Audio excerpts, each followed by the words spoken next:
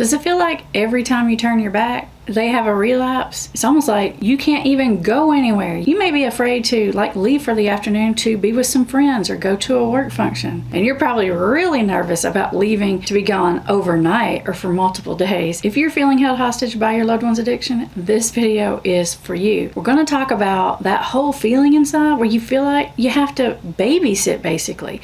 Like if you're not around, bad things are going to happen. For those of you who are new here, my name is Amber Hollingsworth and you're watching the YouTube channel Put the Shovel Down. This channel is all about helping you understand the science and psychology of addiction so that you stay 5 steps ahead of it. We don't believe that you have to hit bottom to get better. We definitely don't believe you're powerless. And if you're here because you have an addicted loved one, we want you to know that you have a lot of power and influence. We're here to bring you a message of hope, that there's a lot that can be done. Because I know there are other people out there telling you that there's nothing that can be done. You're just going to have to step back and wait, or you're just going to have to figure it out or hit a bottom.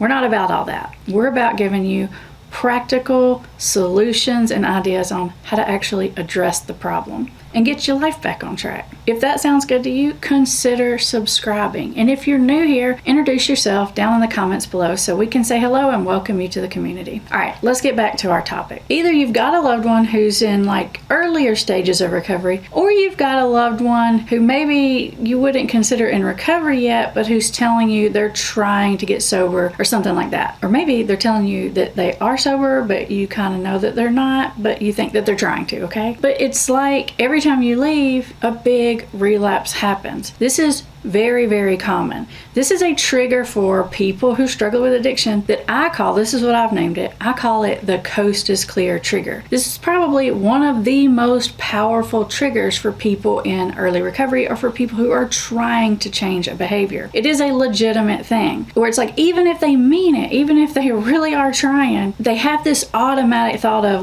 okay, no one's around, I could do it. And part of the reason for that is because they've always done that before. Maybe before they may have used in front of you or you may have known about it, but when you were gone, it was probably a lot worse. It was basically like the dam breaks and it's just sort of a big party or free-for-all. The use increases. If they know that you're gonna go away, they might start thinking about it. Now, you gotta compound that trigger with another trigger called, if no one's here and she doesn't find out or he doesn't find out, no one's gonna get hurt. Now, we all know that this is not only not true, but not even practical. Because people who have addictions, they don't usually just use a little bit and then stop and then it's cool. If they open the floodgates, it usually goes to the point where it's kind of obvious and something crappy happens. So the person is being dishonest with themselves about this on a lot of different levels. Now, I tell you all that stuff to tell you, it's seriously a legit trigger. However, I also want you to know that I don't feel like it is your job to have to put your entire life on hold to feel like you can't leave and go to the target. That is ridiculous. If someone is really struggling and they're super early in the stages, they may say to you, hey, I don't think it's good for me to be by myself. And if they're asking for you to kind of stick by pretty close for a little while, I'm totally cool with that. If they're not asking for that and they're not indicating that, it probably means that they're still more in the bargaining phase. And those of you who watch this channel, you know what the bargaining phase is, right? It's the,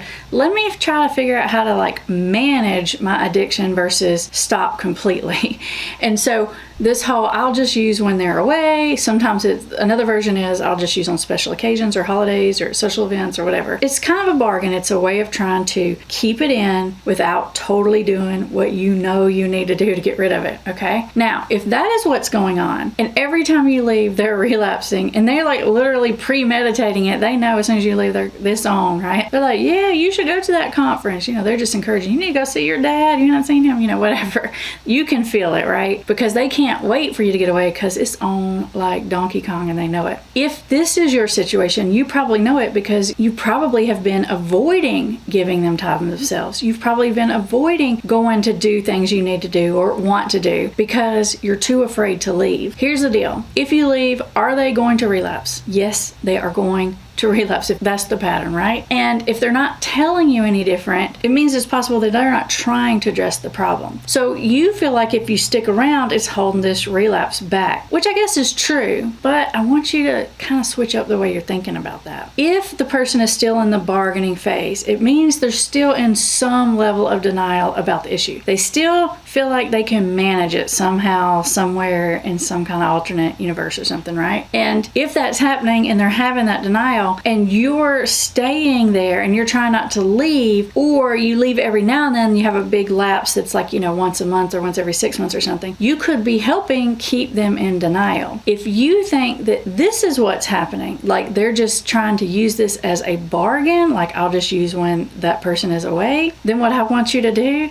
is stop avoiding leaving, because there's only one way to get someone through the bargaining stage, and that's to let the bargains roll. Let's check all these trial and error things right off the list. 1, 2, 3, 4. As faster we can check those off, the faster we can get better. So instead of trying to stick around and watch and control and make sure that they don't relapse and put your own life on hold, make your own self miserable, just take the leap and go. Spend the afternoon away. Spend the weekend away. Just do what you would naturally do. It is not your responsibility to sit on top of someone and babysit. If they need that from you, they'll tell you that. And you'll probably know if they're sincere. But if that's not like your loved one and they're saying, hey, yeah, I don't even trust myself, then that's okay. They're asking for your help for a short period of time. But you cannot live your life feeling like you cannot leave an adult alone. That's crazy. And you'll end up resenting them, and they'll end up resenting you, and it won't even work. Because if someone has a bargain in there, it's gonna play out. Like there's only one way. You gotta scratch that itch to figure out it works or it doesn't work. You gotta let someone go through that process to figure that out. Now, if this is a big issue for you and your loved one's addiction is alcohol, one thing you could consider is using a Soberlink. You may have heard me talk about Soberlink because they are partnered with this channel and I am a huge fan. But Soberlink is an alcohol monitoring device, and so it takes care of this exact trigger, this exact whole that they're gone away, no one's watching trigger, and it actually makes it much easier to stay sober when the loved one's away, because it really is no coast is clear kind of thing, because the Soberlink's always there, and that makes it easier for the person to stay sober. It makes it easier for you to feel like you can leave and go on with your life, and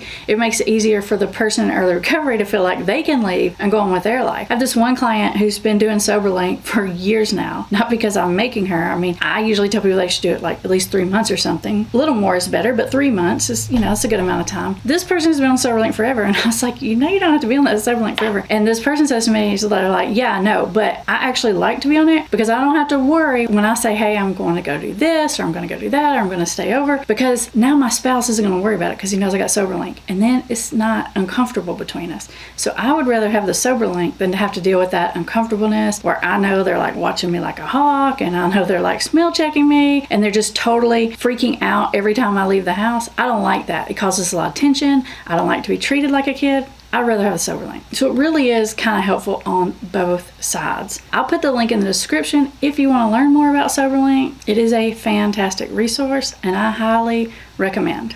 Now, if you want to learn better, more strategic ways to prevent relapse, then I want you to watch these videos next. This is my playlist on relapse prevention.